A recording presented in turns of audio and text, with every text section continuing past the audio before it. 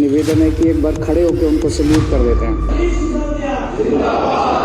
आयुष्मान भारत सबसे बड़ा स्कैम है, स्कैंडल है। अस्पताल तो बनाएंगे नहीं, कार्ड दे दिया, कार्ड लेके लोग क्या करें। यूपी के अंदर तो आयुष्मान भारत लागू है पिछले 4 साल से, फिर यूपी वाले इधर क्यों आ रहे हैं इलाज कराने के लिए। अरे पूरे देश का बोझ उठा रखा है दिल्ली वालों ने, दिल्ली के लोगों ने। इस दुनिया के अंदर इतिहास गवाह है कि जब जब इस किस्म के लोग आते हैं और व्यवस्था को ललकारते हैं तो उनके साथ इस तरह का न्याय होता है। मेरी सदन से सबसे मेंबर से निवेदन है कि एक बार खड़े होकर उनको सल्यूट कर देते हैं। आप भी हो जाओ, अच्छा आदमी है मनीष सिसोदिया। Thank you.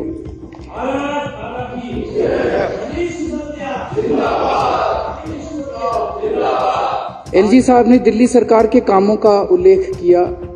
दिल्ली सरकार आज जो काम कर रही है वो ऐतिहासिक काम है। 75 साल में जो ये सारी सरकारें, मैं किसी पर्टिकुलर पार्टी की बात नहीं कर रहा, सारी हम तो नई पार्टी हैं, जो काम आज दिल्ली के अंदर हो रहा है वो 75 साल के अंदर नहीं हुआ।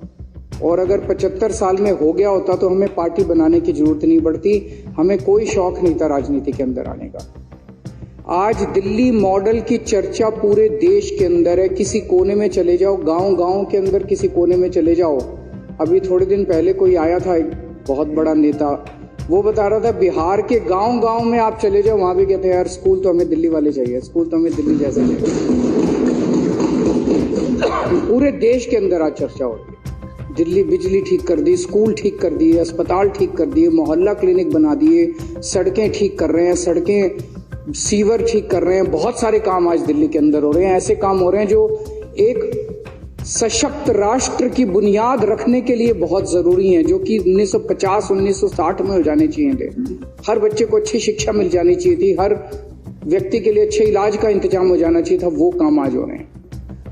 आज दिल्ली के हर व्यक्ति को हम लोगों ने मुफ्त इलाज कर दिया कि आपका इलाज मुफ्त होगा, चाहे अमीर हो चाहे गरीब हो। सरकारी अस्पताल अच्छे कर दिए, जगह जगह मोहल्ला क्लिनिक खोल दिए।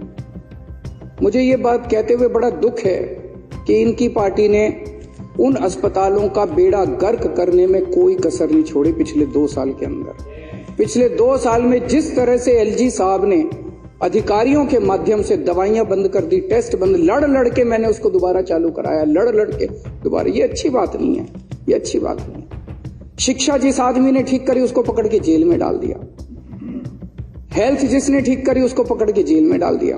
फिर भी जब अस्पताल चल रहे थे तो उनकी पकड़ के डॉक्टरों की भर्ती, जो खिड़की के ऊपर आदमी बैठता है, एमटीएस कहते हैं, डेटा एंट्री ऑपरेटर कहते हैं। डेटा एंट्री ऑपरेटर एक दिन ऑर्डर पास करके सारी दिल्ली के सरकारी अस्पतालों के डेटा एंट्री ऑपरेटर हटा दिए। एक दिन तो ऐसा आया जिस दिन खिड़की पे कोई नहीं बैठा था, दवाइयों की खिड़की कोई नहीं, रजिस्ट्रेशन की खिड़की तो ये क्या है। और फिर इस सदन के अंदर आके इनकी हिम्मत होती है कहने की कि सरकारी अस्पताल खराब पड़े। अरे तुमने करे हैं सरकारी अस्पताल खराब। ये लोग बार बार कहते हैं आयुष्मान भारत, आयुष्मान भारत, आयुष्मान भारत। आयुष्मान भारत क्या है? आयुष्मान भारत सबसे बड़ा स्कैम है, स्कैंडल है, स्कैंडल है, सबसे बड़ा स्कैंडल है आयुष्मान भारत। आयुष्मान भारत क्या कहता है? आयुष्मान भारत में ये कहते हैं भाई तेरे को एक कार्ड देंगे, इंश्योरेंस कार्ड। वो कार्ड लेके आप किसी भी अस्पताल में चले जाओ, आपके परिवार का एक इंडिविजुअल परिवार का साल में 5 लाख रुपए का इलाज मुफ्त होगा। इलाज भी कब? जब उसका हॉस्पिटलाइजेशन होगा। उसको खांसी है, बुखार है, रोज के रोजमर्रा की दवाइयां वो नहीं मिलेंगी, दवाइयां नहीं मिलेंगी, टेस्ट नहीं होंगे डेली का। अगर बाई चांस कोई बड़ी बीमारी हुई और तेरे को अस्पताल के अंदर एडमिट होना पड़ा तो तेरे परिवार का साल का 5 लाख रुपए का खर्चा मुफ्त है।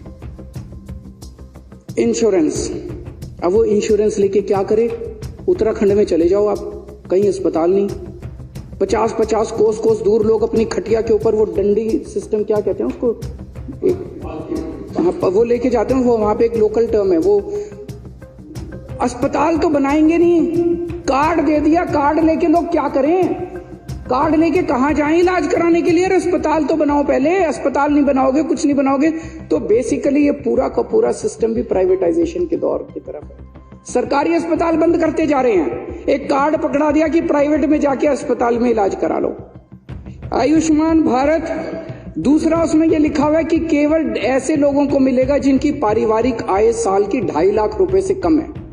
2.5 लाख रुपए मतलब 20,000 रुपए। 20,000 के लगभग तो दिल्ली में मिनिमम वेज है। 20,000, जिसके 30,000 रुपए हो गए वो इलाज करा सकता है। आज इतना महंगा इलाज हो रहा है, वो इलाज करा सकता है। 30,000 रुपए, 40,000 रुपए, क्या 50,000 रुपए वाला भी अगर एक हार्ट अटैक हो जाए इलाज नहीं करा सकता अपना। कह रहे हैं आयुष्मान भारत, उस पे 5 लाख की लिमिट। दिल्ली के अंदर का जो मॉडल है, मैं पहले आयुष्मान भारत बता, उसमें यह भी लिखा है सरकारी अस्पतालों को पैसे लेने पर। दिल्ली में हमने सारे सरकारी अस्पतालों में सारा कुछ फ्री कर रखा है, सब कुछ मुफ्त है। इसमें आयुष्मान भारत में कंपलसरी है, हमारे पीछे पड़े हैं इसको लागू करो कि सरकारी अस्पतालों के अंदर भी हर सेवा के पैसे लेने पड़ेंगे आपको।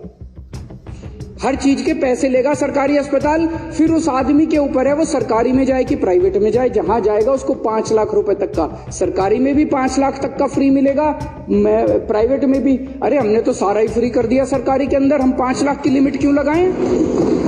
हम 5 लाख की लिमिट क्यों लगाएं?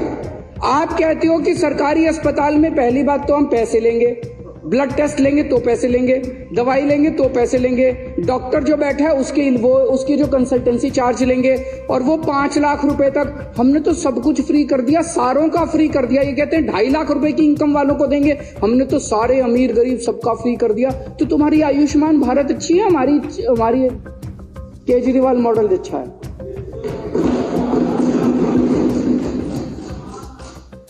अच्छा एक चीज बताओ, अगर इनकी आयुष्मान भारत अच्छी है, जीटीबी अस्पताल में अभी चले जाओ, बॉर्डर पे है दिल्ली और गाजियाबाद के बॉर्डर, जीटीबी अस्पताल में 80% पेशेंट यूपी के आ रहे हैं। यूपी के अंदर तो आयुष्मान भारत लागू है पिछले 4 साल से, फिर यूपी वाले इधर क्यों आ रहे हैं इलाज कराने के लिए? यूपी के अंदर आयुष्मान भारत क्यों नहीं चल रहा? इधर गुड़गांव की तरफ चले जाओ, उधर चले जाओ, उधर फरीदाबाद की तरफ से सारे हरियाणा वाले इधर आ रहे हैं दिल्ली इलाज कराने के लिए, और वो प्राइवेट में नहीं आ रहे, सरकारी में आ रहे हैं, क्योंकि सरकारी में 5 लाख की लिमिट नहीं है, जितना मर्जी इलाज करा लो।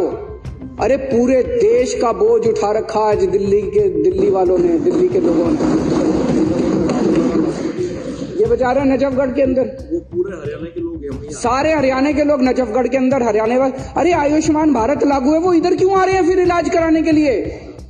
और इतना भ्रष्टाचार है अध्यक्ष महोदय, इतना भ्रष्टाचार है। ये सीएजी की रिपोर्ट है।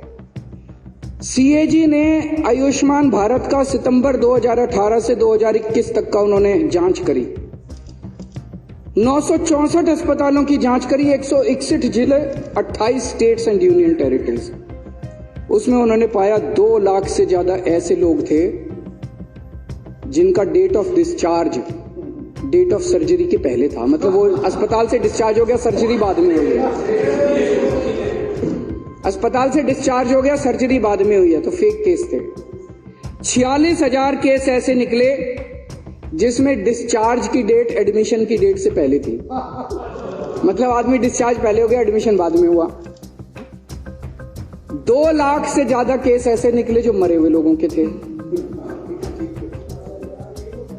ढेरों केस ऐसे निकले जो एडल्ट्स के थे और उनको पीडियाट्रिशियन ने इलाज कर रखा था, बच्चों के डॉक्टर से इलाज करा रखा था एडल्ट्स ने। 9 लाख केस ऐसे निकले जिसमें एक ही फोन नंबर था, 9999999999।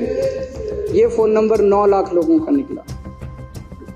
इस तरह के बहुत घपले निकले। ये मैं नहीं कह रहा, ये आयुष्मान भारत कह रही है, ये इनका मॉडल है।